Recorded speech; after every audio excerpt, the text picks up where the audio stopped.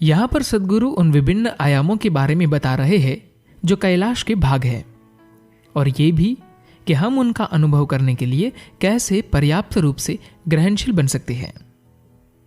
सद्गुरु कहते हैं, किंवदंतियां हमें बताती है कि कैलाश और उसके आसपास के क्षेत्रों में शिव भौतिक रूप में घूमे फिरे रहे थे। जब हम कैलाश की बात करते हैं तो उसके 3 आयाम हैं। एक तो उसकी सर्वथा भौतिक उपस्थिति ही है, दूसरा है वो जानना और वो ज्ञान जो वहां मौजूद है, और तीसरा है कैलाश का वह मूल स्रोत जो वहां उपलब्ध है। हिमालय पर्वत क्षेत्र में बहुत सारे पर्वत शिखर ऐसे हैं जो कैलाश से कई गुना बड़े और कहीं ज्यादा सुंदर है। 24,000 फीट से ज्यादा ऊंचाई वाले 100 से ज्यादा शिखर हिमालय में है। विशेष रूप से भारत से आने वाले लोग यदि कुछ खास मार्गों से आते हैं तो वे रास्ते में माउंट एवरेस्ट को भी देख सकते हैं। आकार और भव्यता की दृष्टि से उसके पश्चात कुछ और देखना बाकी नहीं रह जाता। तो हम प्राकृतिक सौंदर्य देखने के लिए कैलाश नहीं जाते। लोगों ने इस विशेष पर्वत शिखर को जाना मान्य किया और वे वहां जाते हैं, न कि संपूर्ण हिमालय क्षेत्र में फैले हुए अन्य बड़े शिखरों की ओर, क्योंकि कैलाश में कुछ बहुत ज्यादा भारी और खास है जो आपको जबरदस्त रूप से प्रभावित करता है। मान लीजिए आप एक छोटे बच्चे हैं जो अंग्रेजी के महज पहले 3 अक्षर पहचानता है, A, B और C। तो फिर कोई आपको एक बड़े पुस्तकालय में ले जाता है जहां लाखों पुस्तकें हैं। आपने बहुत सारी किताबें A अक्षर से शुरू होने वाली देखी, फिर B से और फिर C से भी। तो वहां लाखों किताबें हैं और उनमें करोड़ों अक्षर हैं, पर आप सिर्फ A, B और C जानते हैं। सोचिए आपको कितना भारीपना लगेगा, जैसे कि उन सब ने आपको चकाचौंध कर दिया हो। ऐसा ही अनुभव कैलाश में होता है। वहां जो कुछ भी है उसकी भारी भरकम उपस्थिति का एहसास सबको होता है। आप उसका अनुभव करने में चूक नहीं सकते जब तक कि आप सारा समय सिर्फ कैलाश के साथ सेल्फी लेने में न बिताते हो। अगर आपका ध्यान बस इस पर लगा हो कि कैसे अपनी 2 उंगलियों के बीच आप कैलाश को पकड़ सकते हैं, तो आपको कैलाश की अनुभूति नहीं होगी। अन्यथा कैलाश अपने आप में इतना जबरदस्त असरदायक है कि कोई उस अनुभव से बच नहीं सकता। हाँ, इसका एहसास न होना कुछ ऐसा है जैसे आपके कमरे में हवा है। आप अगर बिना ध्यान रखे ऐसे ही सांस ले रहे हैं तो भी यह हवा आपको जिंदा रखेगी, पोषण देगी। लेकिन अगर आप होशपूर्वक ध्यान से एहसास के साथ सांस ले रहे हैं तो आपका अनुभव कुछ और होगा। आप चाहे तो आज रात को खाना खाते समय यह प्रयोग करें। कुछ बहुत ही स्वास्थ्यवर्धक पोषक खाद्य पदार्थ ले, उसको अच्छी तरह से ध्यानपूर्वक तैयार करें और फिर उसका एक छोटा सा भाग अपने गले में एक नली कीप लगाकर डालें। आपको पोषक तत्व तो जरूर मिलेंगे, पर कोई स्वाद या खाने का आनंद नहीं आएगा। ऐसा ही आपके साथ कैलाश में भी हो सकता है। अपने साथ ऐसा न करें। पोषण तो आपको फिर भी मिलेगा ही, लेकिन उसके स्वाद का आनंद लेना भी अच्छा होगा। दूसरा आयाम यह है कि कैलाश में जानने का और ज्ञान का विशाल भंडार है, एक ग्रंथालय जैसा। आप किसी भव्य पुस्तकालय के विशाल संग्रह से प्रभावित हो सकते हैं, पर यदि आपको वहां किताबें पढ़नी पड़े तो फिर यह एक अलग बात होगी। अंग्रेजी भाषा पर अधिकार प्राप्त करने की बात नहीं है, लेकिन उसे सीखने में, कुछ काम चलाओ पकड़ हासिल करने में भी 10-15 साल लग जाते हैं।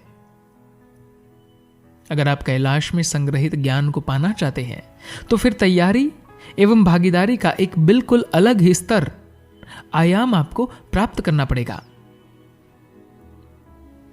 कुछ समय पहले किसी ने मुझे पूछा, कैलाश के ज्ञान को हासिल करने के लिए एक साधारण व्यक्ति को क्या करना चाहिए?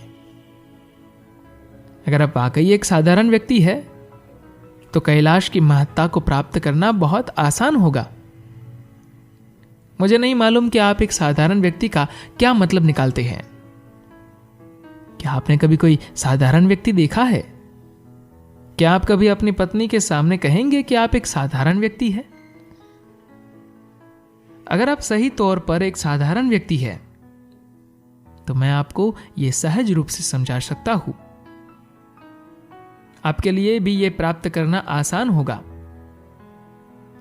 साधारण होने का अर्थ है आप कुछ नहीं जानते, लेकिन आप उस तरह के नहीं हैं। आप एक बड़े होशियार व्यक्ति हैं। दूसरों को ऐसा लगे या न लगे, पर कम से कम आप तो यही सोचते हैं। हर किसी को लगता है कि अपने स्वयं के क्षेत्र में वो एक होशियार व्यक्ति है। कोई अपने छोटे से घर में है तो किसी और की सीमाएं थोड़ी बड़ी हो सकती है, लेकिन हर कोई कुछ विशेष है। कोई भी व्यक्ति साधारण नहीं होता। अगर हम सही रूप से साधारण व्यक्ति बना सकते, चाहे पहाड़ों में उन्हें खींचते हुए ले जाकर या किसी भी अन्य तरीके से, तो हम उन्हें इतना साधारण बना देते कि हम जो भी कहे वे सुनने करने के लिए तैयार होंगे। तो फिर हम उन्हें समझा सकते हैं, या फिर उन्हें वास्तव में बुद्धिमान होना चाहिए। बुद्धिमानी कभी किसी दूसरे की तुलना में नहीं होती। होशियारी हमेशा किसी दूसरे की तुलना में होती है। हम जब कहते हैं आप होशियार हैं, तो इसका मतलब यही होता है कि आप अपने पास के किसी व्यक्ति से तुलनात्मक दृष्टि से कुछ आगे है। होशियारी कोई ज्यादा महत्व की नहीं होती। यह आपको कुछ धन कमाने में और समाज में स्थान बनाने में मदद कर सकती है, लेकिन अस्तित्व की दृष्टि से वो आपको कहीं नहीं ले जा सकती। बुद्धिमानी कोई तुलना नहीं मांगती। उसके पास तुलना करने के लिए समय नहीं होता, नहीं कोई इच्छा होती है, क्योंकि बुद्धिमानी को पता है कि यह बात कितनी छोटी है। अगर आप वास्तव में बुद्धिमान हैं और अपने आसपास की चीजों पर ध्यान देते हैं, एक फूल पत्ती पर भी, तो आपको महसूस होगा कि आपकी बुद्धिमानी कितनी कम है। बुद्धिमानी का स्वभाव यह है कि वह अपनी स्वयं की सीमाओं को पहचाने कि वे क्या है।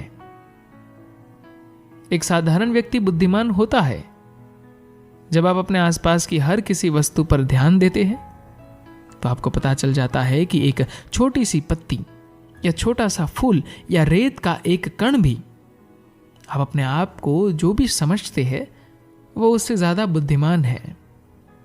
तभी आप साधारण व्यक्ति हो पाएंगे। तीसरा आयाम है कैलाश का स्रोत। वह भी वहां है, लेकिन वो बहुत सूक्ष्म है। अगर आपकी समग्रता बहुत ऊंचे स्तर की है, समग्रता भौतिक, मनोवैज्ञानिक और ऊर्जा की दृष्टि से, तो आप उसकी अनुभूति कर सकेंगे जो कैलाश का स्रोत है। वह एक खाली स्थान की तरह है जो हमेशा वहां होता है। आप अगर आकाश की ओर देखें, आपको चांद और तारे दिखेंगे, लेकिन अधिकतर लोगों को वह खाली स्थान नहीं दिखता जिसकी उपस्थिति वहां सबसे अधिक है। 99% ब्रह्मांड खाली है, लेकिन अधिकतर लोग इसे देख समझ नहीं पाते। वे उसकी अनुभूति नहीं कर सकते, क्योंकि वह बहुत ही सूक्ष्म है। यह बहुत ही सूक्ष्म है, लेकिन यह एक संभावना है, क्योंकि इसको किसी योग्यता की जरूरत नहीं है। इसको सिर्फ समग्रता की आवश्यकता है। जिसकी जरूरत है वह है भौतिक, मनोवैज्ञानिक और ऊर्जात्मक समग्रता। ऊर्जात्मक समग्रता एक छोटे काल में तैयार नहीं होती। इसके लिए कुछ खास काम करना पड़ता है, लेकिन आप भौतिक एवं मनोवैज्ञानिक समग्रता कुछ ही दिनों में तैयार कर सकते हैं। इसके लिए बस कुछ सरल काम करने पड़ते हैं। अगर आप कैलाश जा रहे हैं तो उन कुछ दिनों के लिए दिन में आप कितनी बार खाते हैं, इसका थोड़ा प्रबंधन कीजिए। आप तय कीजिए कितनी बार, फिर बीच में कुछ मत खाइए। और इसके लिए भी समय तय कीजिए कि कब आप बात करेंगे या अपना फोन देखेंगे। अगर आप इसे बिल्कुल ही छोड़ देते हैं तो बहुत ही अच्छा है, नहीं तो अपनी आवश्यकता अनुसार इसे तय कर लीजिए। आप चुप नहीं रह सकते, यह आपकी मजबूरी है। आपको वही बेकार की बातें बार बार करनी पड़ती है। कम से कम जब आप कैलाश जा रहे हैं तो इन्हें पीछे छोड़ दीजिए। अपने आप में बैठिए, शांत, ध्यान केंद्रित कीजिए। अपने आसपास की हर बात के बारे में सावधान रहिए, क्योंकि आपकी आंतरिक व्यवस्था को, आपके अपने आप को तैयार होना है, नहीं तो ये सब कुछ भुला देगी, छोड़ देगी, चूक जाएगी। वह ऊर्जा जिसे हम कैलाश कहते हैं, एक अद्भुत संभावना है। सद्गुरु, क्या मुझे कुछ भी नहीं खाना है? ठीक है, मैं 3 दिन कुछ भी नहीं खाऊंगा। तो फिर आप वापस ही नहीं आ पाएंगे। बात यह नहीं है। आपको बस ये तय करना है कि दिन में मुंह के अंदर कुछ डालने के लिए आप कितनी बार मुंह खोलेंगे और कितनी बार कुछ बोलने के लिए आप मुंह खोलेंगे। अगर आप दिन में 3 बार खाना चाहे तो 3 बार तय कीजिए, फिर चौथी बार मत खाइए। यह आपका चुनाव है, इसे तय कर लीजिए। तय करना कि मैं ये करूंगा और फिर वही करना, यही समग्रता है, सत्यनिष्ठा है। समग्रता का अर्थ भोजन सिर्फ 1 बार करना या 5 बार करना नहीं है। समग्रता यह है कि मैं जो तय करूंगा वही करूंगा।